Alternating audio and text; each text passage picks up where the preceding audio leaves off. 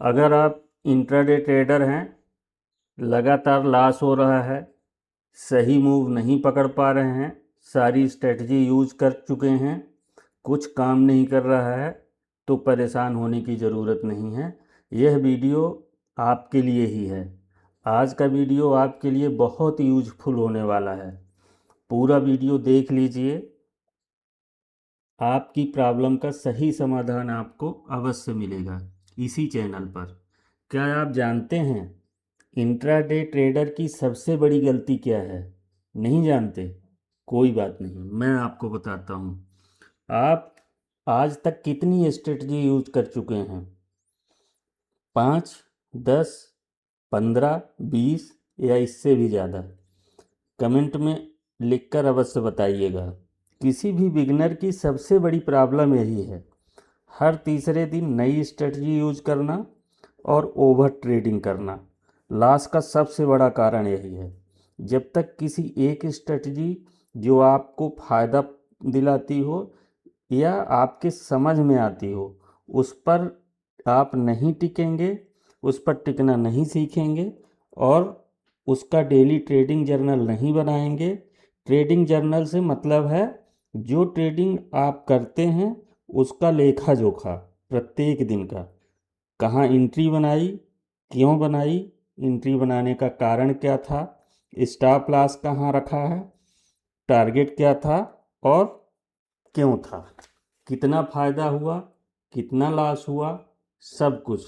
अगर एक सफल ट्रेडर बनना है तो यह करना पड़ेगा। और दूसरा, ओवर ट्रेडिंग से बचना पड़ेगा। दिन में एक ट्रेड ज़्यादा से ज़्यादा या 2 ट्रेड। और तीसरा, सुबह जब ट्रेडिंग के लिए बैठिए तो एक बात अपने मन में गांठ बांध लीजिए कि आज ज़्यादा से ज़्यादा कितना लॉस करना है, 1000, 2000 या 3000। हाँ, ठीक समझ रहे हैं, प्रॉफिट नहीं, लॉस कितना करना है, पहले इसकी समझ बनाइए। वैसे भी प्रॉफिट के लिए जाते हैं तो भी होता तो लॉस ही है। सबसे पहले आप अपने आप से पूछिए कि पूरे महीने में कितना लॉस कर सकते हैं। जो भी जवाब मिले उसे उस महीने के कुल ट्रेडिंग डे से डिवाइड कर दीजिए। अब जो भी फिगर आए प्रत्येक दिन में उससे ज़्यादा लॉस नहीं होने देना है। किसी दिन अगर ज़्यादा हो भी जाए तो दूसरे दिन ट्रेडिंग नहीं करना है, इतना सुनिश्चित कर लीजिए। इससे आप ओवर ट्रेडिंग से बच पाएंगे और जो ट्रेडिंग चार्ज फालतू में देते हैं उससे भी बचेंगे। अगर आपको यह लग रहा है कि ये कैसा इंसान है जो लॉस करने की सीख दे रहा है, तो आपको गलत लग रहा है। इससे ही तो आपकी ट्रेडिंग सुधरने वाली है। मैं अपने चैनल पर डेली मार्केट अपडेट का वीडियो डालता हूँ। उसमें कल क्या होगा इसकी भविष्यवाणी नहीं करता, बल्कि उस दिन मार्केट में क्या हुआ, कहाँ पर एंट्री बनी थी, क्यों बनी थी, उसका स्टॉप लॉस कहाँ था, यह बताता हूँ। जिससे एक बिगनर को पता चले कि अगर वह उस दिन लॉस किया तो क्यों किया और प्रॉफिट बनाया तो उसका लॉजिक क्या था। इससे बिगनर की प्रैक्टिस होगी और उसकी ट्रेडिंग धीरे धीरे सुधर जाएगी। तो आज का मार्केट क्लोज हो चुका है। हम चार्ट पर आएँ इससे पहले आप डिस्क्लेमर को अच्छे से पढ़ लीजिए और ध्यान रखिए इस वीडियो में बताई गई जानकारी सिर्फ एजुकेशनल पर्पज़ से है, कोई खरीद बिक्री की सलाह नहीं है। अगर आपको मार्केट में किसी भी तरह का इन्वेस्टमेंट करना है तो किसी भी वित्तीय सलाहकार से सलाह अवश्य ले लें। तो आइए अब चार्ट पर देखते हैं कि मार्केट ने आज क्या किया। तो हम 3 मिनट के टाइम फ्रेम पे आते हैं। 3 मिनट के टाइम फ्रेम में यह चार्ट मैं एंजल 11 का यूज़ कर रहा हूँ वीडियो के लिए। तो 3 मिनट के टाइम फ्रेम में कैंडल ओपन हुई 9:15 पर, इसे आप देख सकते हैं। और ओपन कहाँ हुई ज़रूरी ये था। सबसे पहले आपको बता दें कि जो चार्ट पे ये बॉक्स दिख रहे हैं हरे नीले पीले, ये सब रेजिस्टेंस और सपोर्ट के बॉक्स हैं।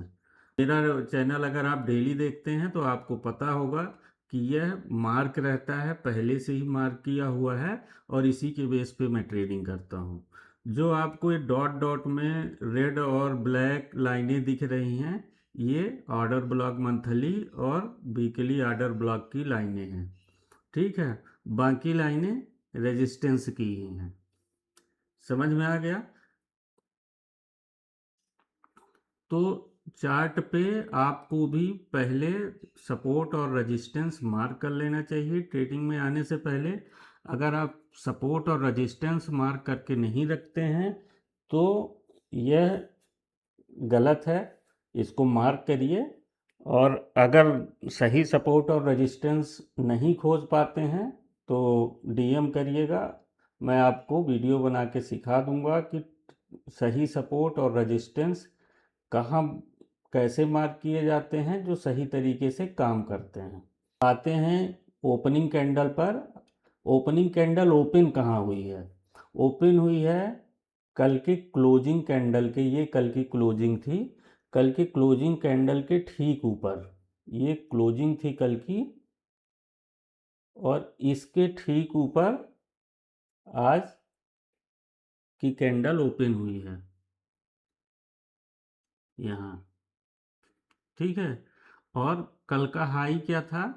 कल का हाई ये था, ये लाइन जो आपको दिख रही है ये कल की क्लोजिंग की लाइन है। तो मार्केट ने क्या किया आज? कल कल के क्लोजिंग के ऊपर ओपन हुआ। तो क्या होता है कि मार्केट जब क्लोजिंग के ऊपर सपोर्ट लेता है किसी भी दिन, आप देखेंगे कि मार्केट जब क्लोजिंग के ऊपर खुल रहा है तो फर्स्ट सेशन में पॉजिटिव अपसाइड का मूव ही बनेगा, ये कंफर्म होता है, क्योंकि क्लोजिंग हमेशा सपोर्ट का काम करती है।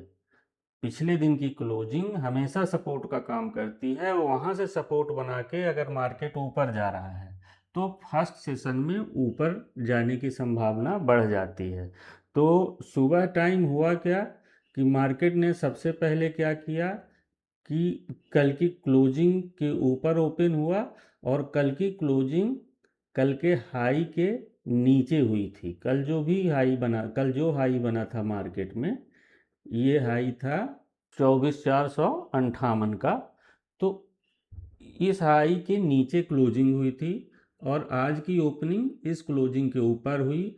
तो सबसे पहले हमने क्या वेट किया कि मार्केट क्लोजिंग को रीटेस्ट करने आए, और मार्केट ने क्लोजिंग को रीटेस्ट किया। हमेशा सपोर्ट लेवल को जब तक मार्केट रीटेस्ट नहीं करता है तब तक उस पर ट्रेड नहीं, एंट्री बनाने की नहीं सोचना चाहिए। ट्री टेस्ट लेवल को रीटेस्ट होने के बाद ही एंट्री का सोचना चाहिए, इसे आप नोट कर लीजिए।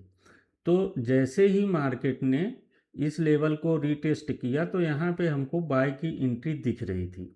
तो बाय की एंट्री में क्या है, यहाँ एक 3 मिनट के ही टाइम फ्रेम पे एक रेड कैंडल बनती है 9:45 पर, ये रेड कैंडल बनी हुई है ना।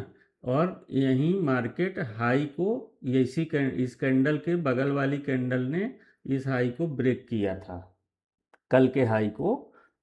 कल का जो भी हाई था उस हाई को इस कैंडल ने ब्रेक किया।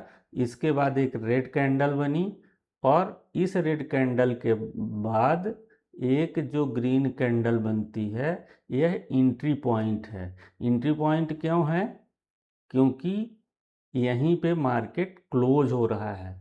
तो ये कैंडल क्लोज होने के बाद पहले इसका हाई ऊपर गया, ऊपर जाके हाई बनाया, और क्लोजिंग के नी ऊपर ही आके ये क्लोज हो रही है, कल की क्लोजिंग के ऊपर आके यह क्लोज हो रही है। ठीक है, तो अब इसके ऊपर जो कैंडल खुलती है, क्लोजिंग लाइन के ऊपर जो कैंडल ओपन होती है उस पर हम एंट्री बनाते हैं। ये एंट्री 9:45 पर बन जाती है, और इसमें करीब 45 पॉइंट, 47.96 48 पॉइंट। ठीक है, तो ये सुबह की पहली एंट्री थी। फिर क्या हुआ है, थोड़ा सा जूम करके दिखाता हूँ। यहाँ से एक रिवर्सल आता है। कल भी मैंने मार्केट कल के वीडियो में भी मैंने आपको बताया था कि मार्केट हमेशा सीधा सीधा नहीं चलता है, हायर लो, हायर हाई या लोअर लो, लोअर हाई बनाता चलता है। तो यहाँ पे सबसे पहली पहचान क्या थी कि हमको ऊपर की एंट्री बनाने का एक रीज़न क्या था कि मार्केट नीचे से हायर हाई और हायर लो बनाता हुआ आ रहा है। ठीक है ना। कल कल ही मार्केट में हायर हाई और हायर लो बन रहे थे। आज भी हायर हाई ही बना। जो कैंडल ओपन हुई तो हायर हाई में ओपन हुई और उसने नीचे हायर लो कहाँ बनाया, कल की क्लोजिंग के पास बनाया। और जैसे ही कल का हाई ब्रेक हुआ हमने एंट्री बना ली और एंट्री बनाने के बाद एक नया हाई बना, वहाँ पे करीब 48 पॉइंट मिले और वहीं से मार्केट रिवर्सल करता है, छोटा सा करेक्शन करता है। रिवर्सल मार्केट क्यों करता है? क्योंकि हर लेवल पर यह पहले से जो बायर एंट्री बना के बैठे हुए हैं वो कहीं ना कहीं उनको लगता है कि ये मेरा कंप्लीट हो गया। क्योंकि यहाँ पे रेजिस्टेंस लेवल था, रेजिस्टेंस लेवल को इसने तोड़ के ये रेड कैंडल बनाई थी, तो लोगों को लगा कि यहाँ पे प्रॉफिट बुकिंग कर लेना चाहिए और लोगों ने छोटी सी प्रॉफिट बुकिंग करी तो मार्केट करीब 39 पॉइंट के करीब नीचे आया है। ठीक है, 39 पॉइंट के नीचे आया है। अब इसमें जो मेरा टूल है जिसे मैं यूज़ करता हूँ, आप देखिए ये मार्केट जस्ट वहीं से वहीं तक वापस आया। इसका कलर मैं बदल देता हूँ तो आपको समझ में आएगा। हाँ, तो मार्केट कहाँ, जो मेरा ये विजय बेग है, विजय बेग का लेवल कहाँ था, यहीं पे था। तो मार्केट कहाँ आया, इसी विजय बेग के पास आया और विजय बेग से ही रिवर्सल लिया और फिर से 45 पॉइंट का एक नया नया टारगेट मिला अपने को। ठीक है, दो एंट्री हमारी हायर लो और हायर हाई के बेस पे बनी। जिसने कल का वीडियो नहीं देखा है तो कल का वीडियो देख सकते हैं, उसमें मैंने समझाया है कि हायर हाई और हायर लो कैसे काम करते हैं।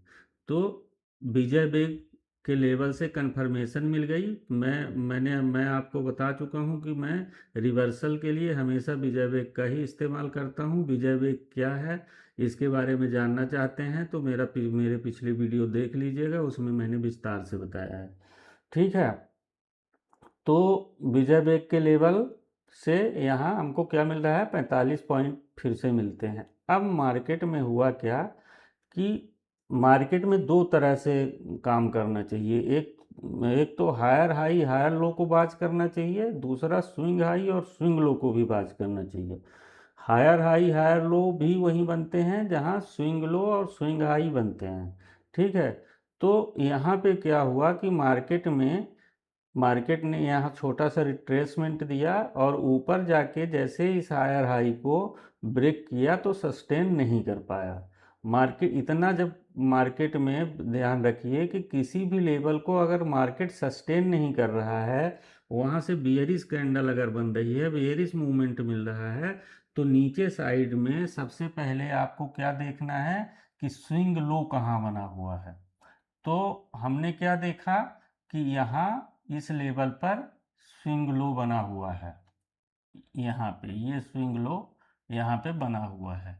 तो स्विंग लो के बारे में मैंने बताया है आपको कि स्विंग लो में एंट्री कैसे बनाते हैं। अगर आपको नहीं पता है, फिर से जानना चाहते हैं तो डीएम करिएगा, फिर से नया video swing low swing high का मैं बना के एंट्री और स्टॉप लॉस कहाँ लगाते हैं वो भी बता दूंगा। तो यहाँ पे स्विंग लो पे एक एंट्री बनती है। मार्केट ने एक ये एम का बेयरिश स्ट्रक्चर बनाया, बेयरिश स्ट्रक्चर बनाने के बाद एक एंट्री यहाँ पे मिलती है। अब ये एंट्री के बाद हम टारगेट कहाँ देखेंगे, तो ये जो ऑर्डर ब्लॉक लगे हुए हैं और नीचे यहाँ पे ये देखिए 6 तारीख को यहाँ से मार्केट अप ट्रेंड में गया था और एक ये शोशास्त्र बना था जिसे आप डोजी कहते हैं। उस दिन भी मैंने बताया था कि मार्केट इसका स्टॉप लॉस लेने आएगा। तो मार्केट जब बियरिश ट्रेंड में एक चीज़ का हमेशा ध्यान रखिए कि मार्केट जो पैटर्न बना देगा उसी पैटर्न से वापस रैली ख़त्म करेगा, जिस पैटर्न से रैली चालू होगी। तो यहाँ पे रैली किस पैटर्न से चालू हुई थी? डब्लू के पैटर्न से चालू हुई थी। दिख रहा है आपको? जूम कर देता हूँ। ये देखिए डब्लू के पैटर्न से अगर रैली चालू हो रही है, नीचे शोशास्त्र बना हुआ है, तो ऊपर क्या हुआ कि जब एम पैटर्न बन गया, डब्लू का अपोजिट एम पैटर्न बन गया, एम पैटर्न बन गया तो क्या पता लगा कि यहाँ पे रैली जा चुकी है।